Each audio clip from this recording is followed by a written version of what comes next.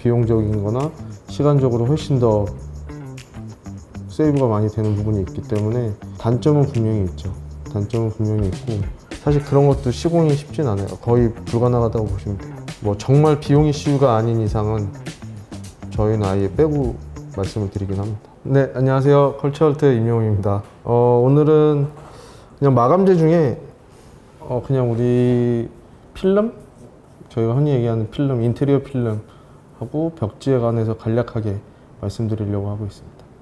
먼저 필름이 뭐죠? 시트지인가요? 그렇죠. 우리가 흔히 얘기하는 시트지죠. 그런 식으로 많이 표현을 하는데, 그냥 인테리어 필름이라고 보통 통칭하는 게 맞을 것 같고, 요즘에는 이제 되게 종류가 엄청 많아져서 퀄리티도 되게 좋아졌어요. 이 그 텍스처 부분이나 그런 것들이 좋아져서 뭐 예전보다는 퀄리티가 되게 좋아졌다. 근데 이제 좀 오래 쓸 것 같은 경우에는 추천하지 않는다. 그러니까 얼마 전에도 저희 뭐 문의가 들어왔었는데, 뭔가 그 컨디션적인 게 있어서 그런 필름은 하지 마셔라 라고 추천드리는 부분이 있죠. 저희가 뭐 주거 부분을 보면 사실 뭐 약간 비용적인 부분과도 좀 연관이 있는 부분일 것 같긴 해요.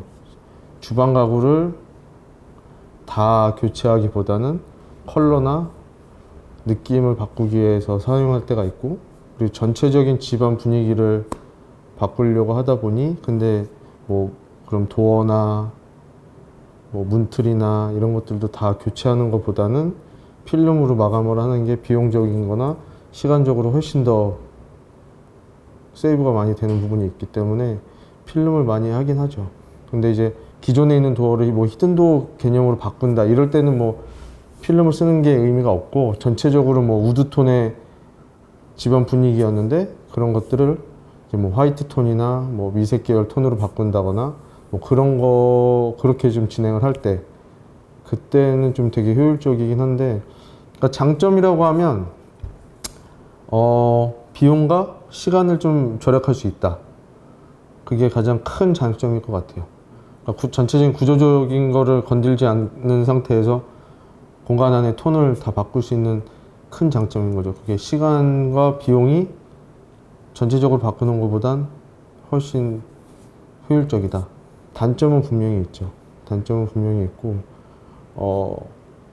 기존 뭐 도어든 기존 구조물에 필름을 한번 입히는 거기 때문에 이게 지속적인 게 얼마나 지속적으로 갈 수 있을지는 사실 장담은 못하는 부분이 있죠. 그러니까 넓은 면을 그냥 발랄 때는 뭐 그렇게 큰 문제가 생기진 않는데, 이렇게 꺾어지는 면들에서는 약간 탈락되는 들뜸 현상이 시간이 지나면 발생할 수는 있습니다. 그래서 그런 부분에 대한 것들이 있고, 이제 솔리드 컬러로 넘어가게 되면 그 도장의 페인트 마감의 느낌보다는 약간 오돌도돌한 느낌의 확대해 보면 그런 부분이 있어서, 그런 텍스처들을 좀 싫어하시는 분들이라면 좀 안 하시는 게 나을 수도 있을 것 같아요. 필름이 생산되는 회사들은 거의 다 정해져 있어요. 큰 기업들에서 많이 생산을 하는데, 만약에 우드톤에 대한 것들을 원하신다고 하면 그 실물을, 그러니까 샘플을 좀 보고 그 텍스처를 한번 보시면서 고르시는 게 나을 것 같긴 해요. 요즘에는 퀄리티가 되게 좋아져서 천연 무늬목 같은 텍스처들이 표현이 되거든요. 그러니까 그런 것들을 직접 보고 고르시는 게 좋을 것 같다. 그리고 보통 처음에 미팅을 하시면 이런 그 샘플북을 갖고 오실 거예요. 컬러 칩으로 된 걸. 거기서 컨택을 하시고 업체한테 요청을 좀 하시는 게 좋을 것 같아요. 뭐 좀 큰 사이즈로 한번 보고 싶다, 그런 식으로 좀 요청을 해서 그렇게 한번 확인하고 넘어가시는 게 좀 더 좋을 것 같습니다. 필름하고 벽지하고는 거의 다 같이 붙어 다니는 아이템이라서 같이 말씀드리면, 벽지는 사실 크게 나누면 실크랑 합지밖에 없어요. 그리고 거의 일반 소비자분들은 합지 벽지에 대해서는 잘 모르실 거고 거의 다 실크 벽지. 그러니까 실크 벽지라고 해서 뭐 비용이 뭐 많이 차이 나는 건 아니고, 도배지는 국산 도배지 기준으로 보면 금액대는 거의 다 대동소이합니다. 합지 벽지랑 실크 벽지에 그냥 심플하게 나누면 합지 벽지는 그냥 일반 종이라고 보시면 돼요.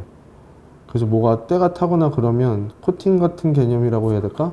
그런 게 전혀 없기 때문에 오염된 거를 지금 지우기가 어려운데, 실크 벽지는 그런 약간의 소소한 오염들은 뭐 물티슈나 물걸레로 이렇게 닦아서 처리가 가능한 그런 개념이라고 보시면 되죠. 그러니까 요즘은 벽지를 고를 때 이렇게 화려한 거나 뭐 예전처럼 뭐 포인트 벽을 만들고 그런 트렌드는 사실 아니에요. 그리고 저희도 추천을 드리지 않고 그냥 전체적인 톤을 어떻게 갈 거냐.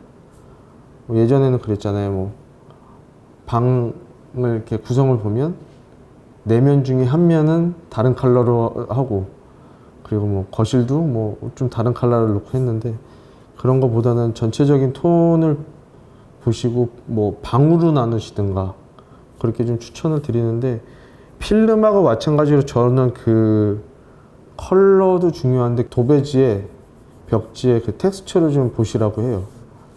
이게 뭐 멀리서 보면 잘 보이진 않지만 그래도 주거 공간이고 가까이에서 볼 일들이 많으니까 이 텍스처들, 이게 컬러도 다양하긴 한데 그 텍스처도 잘 자란 그런 텍스처들이 많거든요. 그러니까 그런 거를 좀 골라서 같이 한번 보시면 좀 좋을 것 같다. 도배지도 필름하고 똑같이 뭐 업체에서 미팅할 때 이렇게 도배지 엄청 무겁고 두꺼운 책자를 보여주실 거예요. 거기서 이제 고르는데 조금 더 큰 사이즈로 한번 볼 필요도 있기는 해요. 근데 그게 이제 도배지는 그렇게 큰 패턴이 들어간 게 아닌 것들이기 때문에 그렇게 중요하지 않지만 필름은 꼭 보셔라. 그렇게 말씀드리고 싶네요. 사실 저는 주거 공간에 필름을 많이 쓰는 걸 좀 추천드리진 않아요. 왜냐면 이게 아까도 말씀드렸던 부분이긴 한데, 이런 좁은 면들 같은 경우는 나중에 쉽게 탈락될 수가 있긴 하거든요. 그래서 그런 부분이 있다 보니까 주거 공간에서 필름은 저는 사실 뭐 크게 추천드리진 않고, 상업 공간에는 제가 봤을 땐 필름을 좀 많이 추천을 드리죠. 유지보수나 그런 것들이 굉장히 용이하고, 그리고 방염에 대한 대상일 경우에는 마감재가 또 방염 대상이기 때문에 필름은 거의 다 방염 제품이 있어서 그렇게 좀 상업 공간에는 좀 많이 저희는 추천을 드리지만, 주거 공간에는 모르겠어요. 저는 주거 공간에는 뭐 정말 비용 이슈가 아닌 이상은 필름은 저희는 아예 빼고 말씀을 드리긴 합니다. 얘는 집에 오래된 체리색 몰딩만 바꾸고 싶다. 예전에 공사 순서를 좀 말씀드렸던 부분이 있는데, 뭐 몰딩만 필름을 바꾸기에는 조금 어려운 부분이 있어요. 왜냐면 보통 저희가 순서상으로는 몰딩을 하고 도배를 하거든요. 몰딩이 들어간 곳들, 걸레바지가 들어간 곳들은 거의 도배 마감인데, 벽면이나 천정이 그랬을 때 순서가 필름이 나중에 들어가지는 않아요. 몰딩의 컬러만 바꾸면서 필름을 하기에는 좀 쉽진 않죠. 그리고 곡면으로 된 몰딩이 예전에는 있었거든요. 체리색. 사실 그런 것도 시공이 쉽진 않아요. 거의 불가능하다고 보시면 돼요. 방문들 보면 이렇게 라운드로 몰딩 돌아간 것들이 있거든요. 그런 것도 필름 시공은 안 됩니다. 제한점이 있죠. 새집 인테리어 뭐 공사를 하실 거면 일단은 필름은 맨 마지막에 생각하시는 게 좀 좋지 않겠나 그렇게 생각합니다.